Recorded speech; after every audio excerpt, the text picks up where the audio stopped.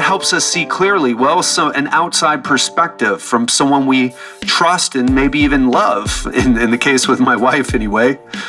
Maybe you don't love your therapist or your coach, or maybe if you work with me right now, you're my client, you don't love me, but you appreciate my perspective because you know that if you follow, you know that I see it clearly, what you can't see, and I can put together a step-by-step plan for you to follow, and if you do follow, you will get results, and that's what Giselle did for me, and that's what I'm doing. And we all need people in our life like that. You don't have to pay them either, but you need someone. And if it requires paying them, then step the fuck up and pay.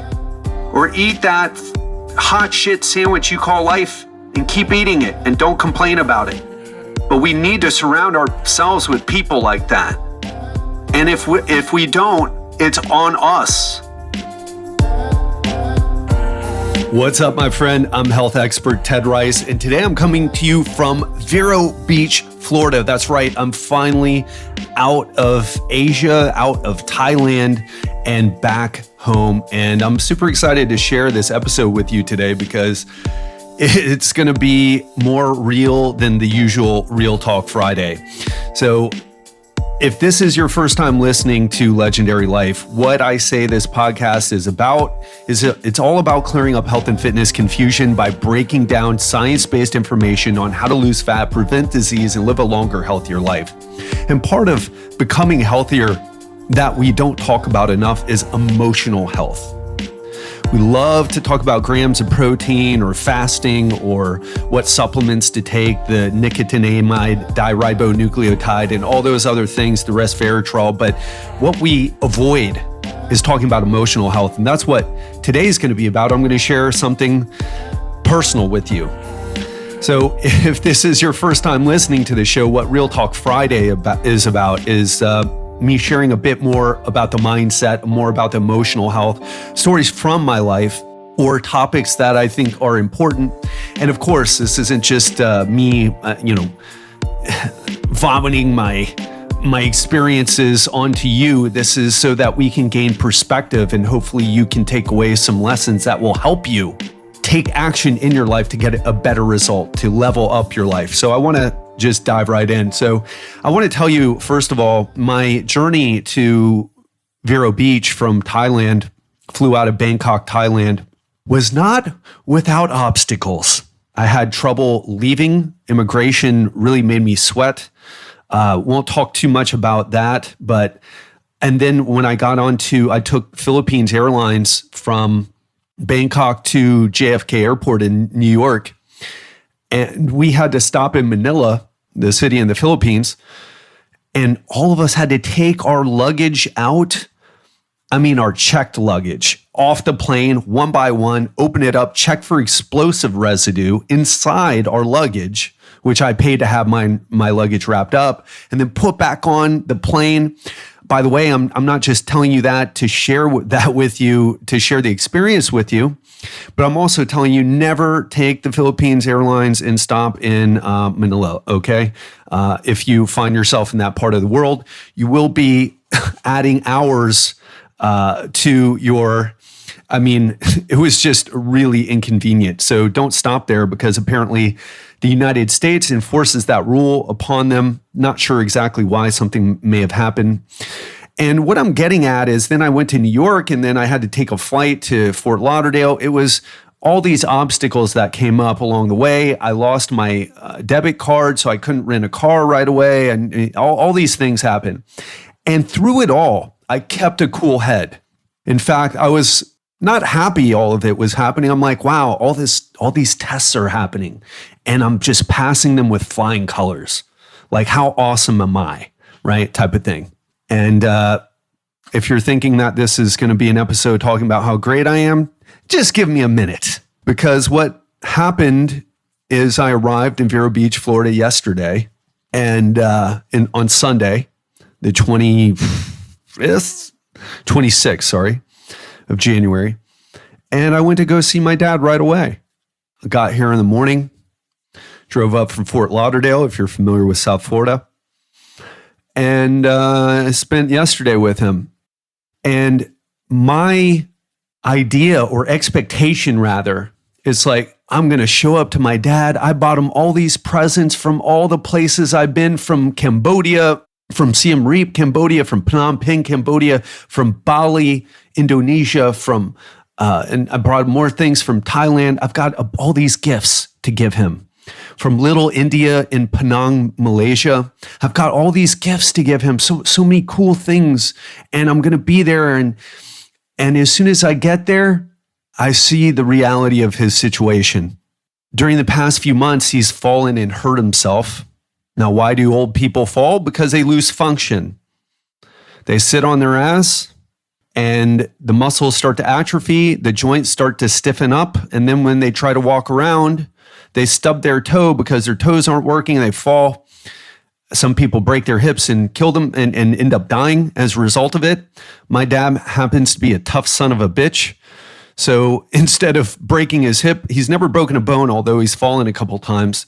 Hasn't broken a bone, but he scraped his leg. So when I came over, he had his legs bandaged up. And not only that, he had this swelling in his legs because he has congestive heart failure. So what happens is heart failure, if you don't know, it's not like having a heart attack or that type of thing. It's that your heart is so weak that it doesn't pump blood effectively enough. So you end up getting a lot of liquid pooling in your lower extremities.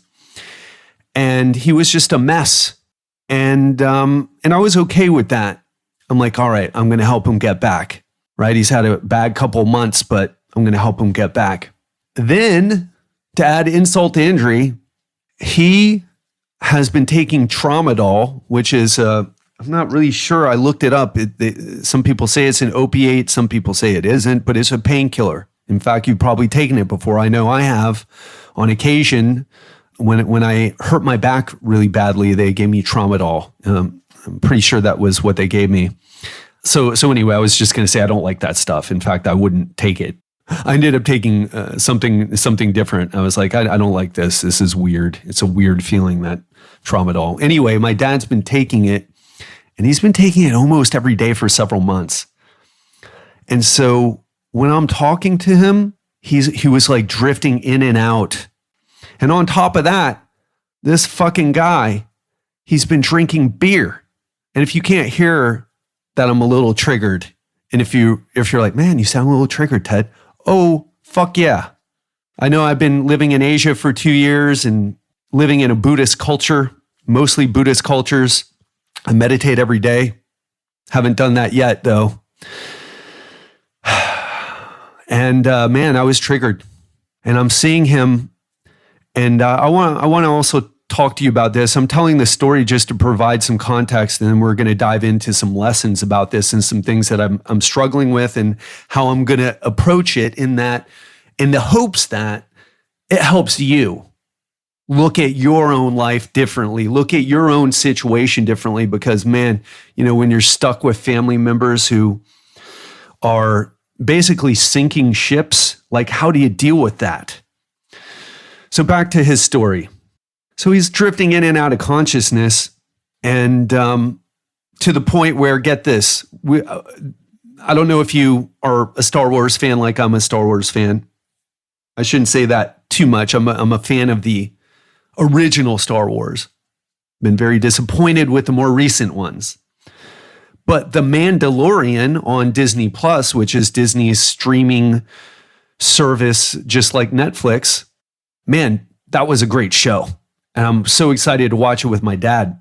And I was trying to have him sign up so that we could watch it together, because The Empire Strikes Back, Star Wars, The Empire Strikes Back, that was the first movie I ever saw in my life.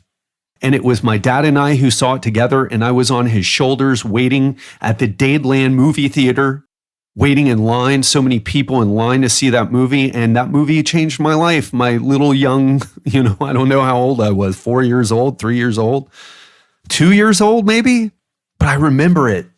And it's something that we both can share again. But instead of that, he was trying to set up his account, and every 30 seconds, he would just his eyes would close and he would just stop. And I'm like, oh my God, what a mess he's turned into and I've been talking with him, not every day while I was gone, but every week. And I call him more than he never calls me. That's kind of the relationship that we have. I've got to constantly step up as the son. Actually, I have to constantly step up as his son, but really step up more like a parent for him. We can talk about that some other time, how some of us will need to parent our parents because they hit their peak and started going backwards and have become children again instead of being elders like in other societies. Elders are respected. They grow although they may lose their physical function, they're not the physical badasses that they once were in their lives, the women and the men, but they changed, they evolved into becoming elders. And so many of our parents will never make it there. They go in the opposite direction. They become children again. They don't progress in the direction of eldership, if that's the right word. They go backwards. And then we have to end up parenting them. And so that's the situation. I've been dealing with that for a while, and I've made peace with that. That I was going to have to step up in a way that, is unfair, and, all these things that we could say about a situation where where your parents aren't acting like parents anymore. They're acting like children. Maybe you're on your way to acting like a child right now because you don't take care of yourself. My goal is to not ever be that way. My goal is to become an elder. Because that's how you stay relevant. That's how you give back to society. You don't sit and watch Fox News or CNN and rot on the couch. Just an FYI. I've made peace with all that, but what I haven't made peace with is his state right now. So it's almost ironic, to be honest. I don't know if you know this about my history, but I did a lot of drugs in my teens and 20s, early 20s. And my dad had to suffer because of that. He had to take me to the hospital one time when I mixed LSD with another drug called atropine from the belladonna plants, belladonna atropa plants, which are actually legal, but they do contain a drug called atropine. So I mixed the two together because I thought it would be a real good time when I was, 17, probably 18 actually. And I remember him rushing me to the emergency room because I thought I was going to die. And I wasn't, and they didn't do anything for me except let me live out the trip. And so now, how ironic. Well, actually, I shouldn't say that. It's not that ironic because I had to deal with my father's and stepmother's alcoholism.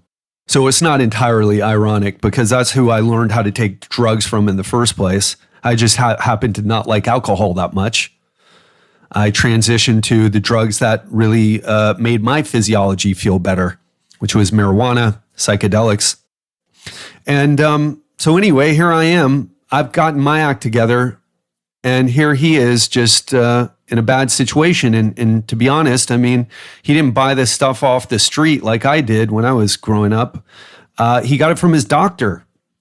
And I tried bringing it up to him, but I was so triggered, right? I was like, man, this guy, after the 30th time, and this is no exaggeration, 20th time falling asleep in mid-conversation, right? He would just close his eyes and he would go away and then come back. And I was just like, holy fuck, right? Like, I just couldn't take it anymore. I had to say something about it. And then we got into a conversation, and I'm like, why are you drinking on top of it? That's not helping. And he didn't drink that much. He had a beer with me at lunch, and then he had a beer with me. He had a beer later for dinner. I was like, why are you drinking? He's like, because I want to, like a fucking child. And I just got into it with him. And then he was like, he likes to make jokes, right? Like, instead of taking the situation seriously, he's a type of person, and I wonder if you have anyone like this in your life. Hopefully not. But unfortunately, I think many people do, and we don't talk about it. I just happen to have a podcast where I do talk about this shit. I go there. But so many of us, we deal with this stuff and we don't have people to talk to about it. But he's the type of person who, I'll tell it to you. I'll say it like this. He was very negative. Him and my stepmother, very negative. Alcoholics, workaholics, wouldn't take responsibility for the trauma that they were causing on all their children, me, my brother when he was still alive, my sister when she was still alive. And me, I think, I don't know what about it, I'm not going to get into this, but I looked at things differently than my brother and my sister did. I just I saw the writing on the wall, I saw the truth, and I checked out. I got away from them. My sister, though, kept trying to get love from my stepmother and from my father, which is like trying to get blood from a rock. And she suffered so dearly for it. And I checked out. I was like, fuck these guys. Fuck them. I'm going to go live my life. I mean, it sucks to not have a family, but it sucks even worse when your family is just like, it's like you want a family, but when you're around them, they're just dragging you down to the depths of hell because that's where they are. And every time you get around, you're like, wow, I really miss my family. And then you get around them, you're like, oh, that's why I don't hang out with them. And so that was in the past, but it's happening again. And so he was making these jokes. And my sister, I remember my sister, before she committed suicide, she was trying so hard after my stepmother died from a heart attack. She went out like Elvis. I'm sorry, but I talked to a friend of mine the other day. She died on the toilet with a heart attack. And if you can't tell by the way I'm telling the story, I don't have a strong connection with her. She was one of the worst human beings I've ever met in my life. And I should say one of the most damaged human beings, and who is kind of perpetuating the damage that she received onto other people. My life actually got a lot better when she was dead. And I don't mean like, oh, I'm so glad she's dead. I was so sad when she died. But then I realized a few months later, I'm like, hey, man, I feel like this weight is off my shoulders. It took me a little while to realize that, and also to make peace with it. I mean, she didn't have to die, but I'm glad she's out of my life is what I'm trying to say. But even so, my dad went into a really bad situation after she died, and my sister tried to step up for him, and his health started going bad, and I stepped up for him too, but she really, really stepped up for him. And man, did she suffer. And why did she suffer? Not just because of the situation was tough, but I would say psychologically tortured her. I don't think that would be hyperbole to say that, to use that word, torture. And how often do damaged people that we love in our lives, I mean, they don't hurt other people, but they hurt us. And so he hurt her over and over and over. And I'm not going to say that that's the reason that she put a gun in her mouth and pulled the trigger. But I'll tell you this, it didn't fucking help. Didn't fucking help. She had gone through so much. I think all the stress ended up triggering something in her brain that led to that psychotic break with reality and eventually her suicide. And we know, I'm not making that stuff up or coming up with it as a hypothesis. We know that's the case, that high amounts of stress can trigger those things in people who have predispositions to mental illness. And so here he is trying that same shit on me, seeing that I care about him, seeing his behavior, but instead of saying, I'm so sorry, I'm like this and I'm going to get better, please help me. No, he makes jokes about it to make light of the situation, to psychologically fuck with me. I was so triggered to the point where I'm like, I want to tell you this. I have the luxury, the good fortune that I've created for myself, by the way. I can go kind of anywhere in the world right now and live anywhere I want right now. Actually, I can't do Europe because the time zone sucks for all the calls that I have to do with my clients, and my clients come first. But I will visit Europe. But I have this freedom where I could be anywhere. And at first I was choosing, I was like, you know what? I'm going to spend time with my dad. I'm going to live in Vero Beach. I'm going to go over there every day. I'm going to spend time with him. And then something told me, you know what? I'm going to go there and I'm going to spend some time with him, but I'm going to go somewhere else after. And that's what I've done. I'm going to leave here on February 2nd, which is actually my birthday, and I'm going to be headed to South America. I'll talk more about that later, but I just wanted you to know I've chosen not to stay. And after all this talk about like, hey, family's number one and family is so important. And then something about the situation, I was like, you know what? I'm going to spend time with him, but then I'm going to leave again. And I want to suggest to you, or what came up for me when I was thinking about why did I choose to do that? Why didn't I? Because at first I said, the cost of living in Vero, it's going to be a lot more. And I just want to be, I need to put myself in the best state of mind because my business is doing well, but I need to keep working to make it do well. It's working, it's doing well because I'm stepping up and doing the work at a very high level, not just to keep things going, but for my clients, for the podcast, for everything. Hopefully you notice a difference in the episodes that we do. And I can't afford to be dragged down by someone, even if that's my father. And so I'm here. I'm actually by myself right now. Giselle is in Istanbul, Turkey. Tell you about that later, but she has family there who she wanted to see, and I wanted to come here. So I'm by myself, where she always provided a buffer for my dad because she doesn't have the history that I do. And she always provided a buffer for that and brought new life into our relationship. Actually, Giselle and my dad have a really strong connection. She lost a father, and then he lost a daughter. And, it's like an opportunity for them to be different with a father figure and a daughter figure in each other's lives. And it was really beautiful to see, even though they teamed up against me sometimes.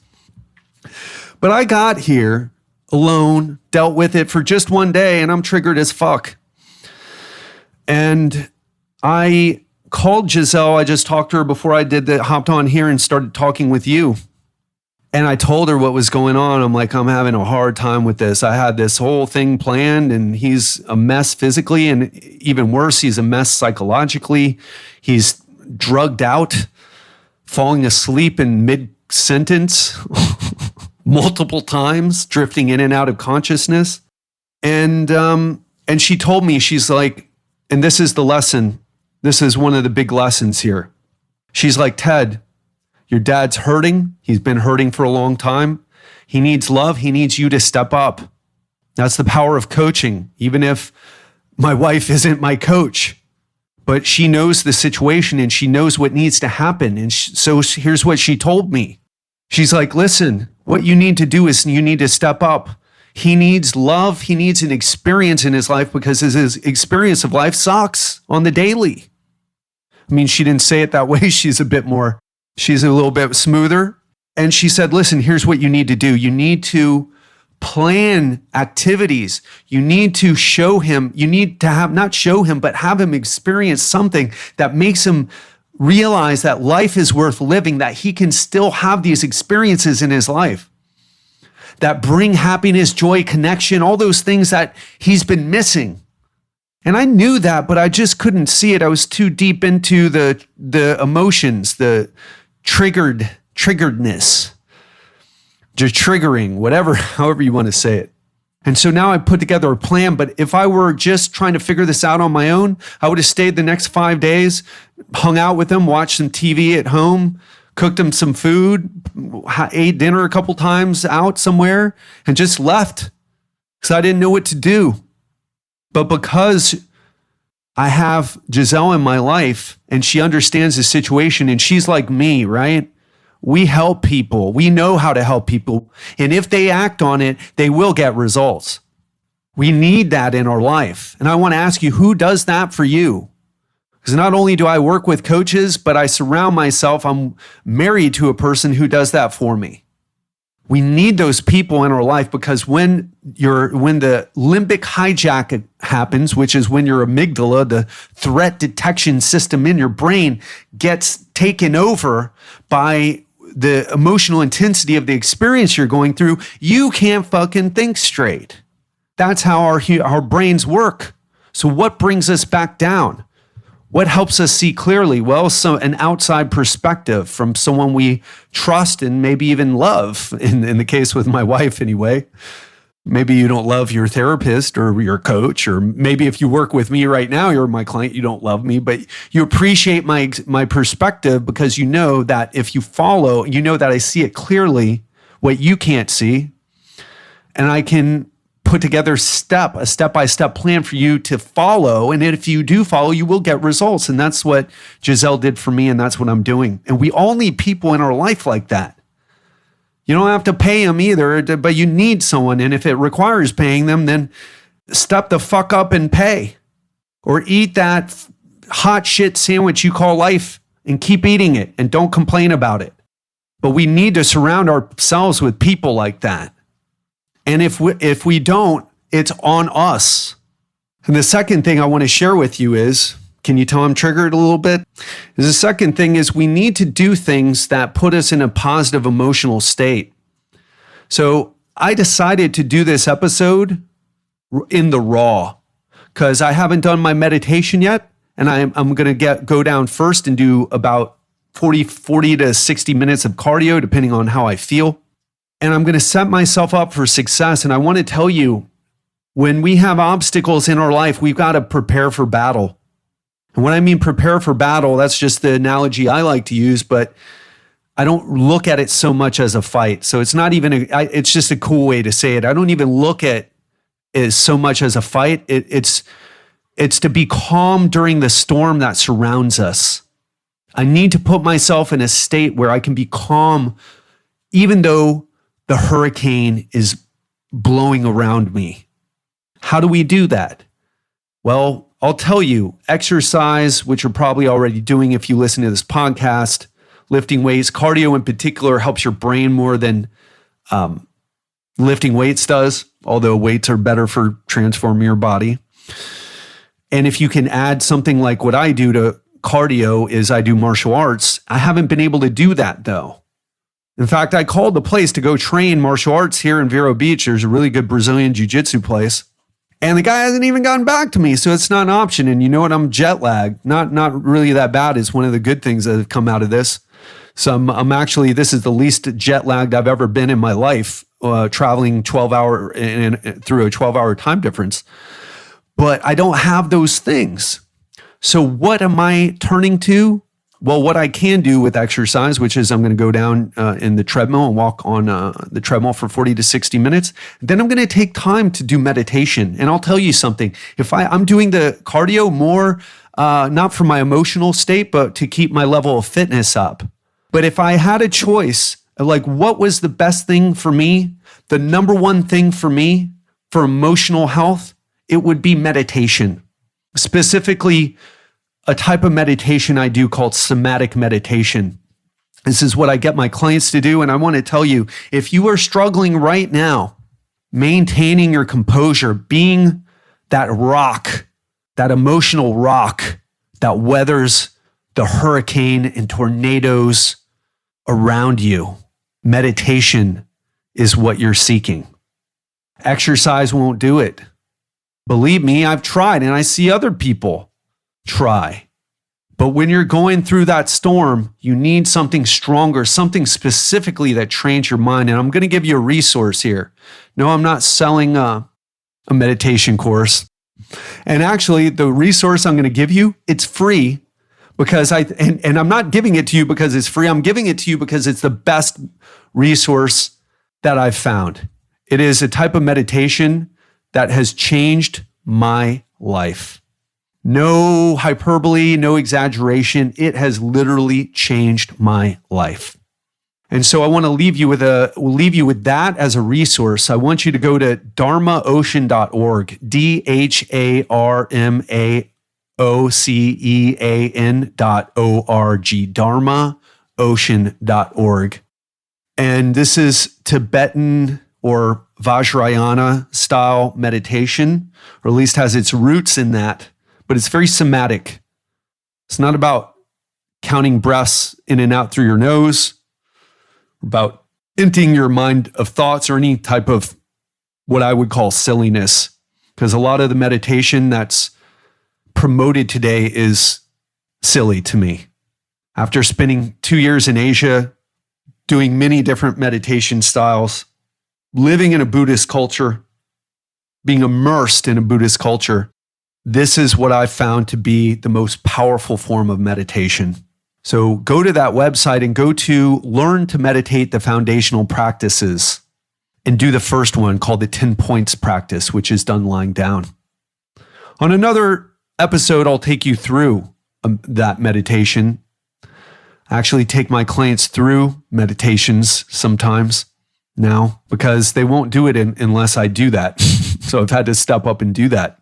But I also want to tell you this. Many of you are going to go and download, most of you probably won't even go to the website because most people don't take action in lives. They just listen to stuff and then it makes them feel good. Then they go about their lives and don't do anything different. But for those of you who are action takers, which I would like to believe the people who listen to Legendary Life are a step above everyone else.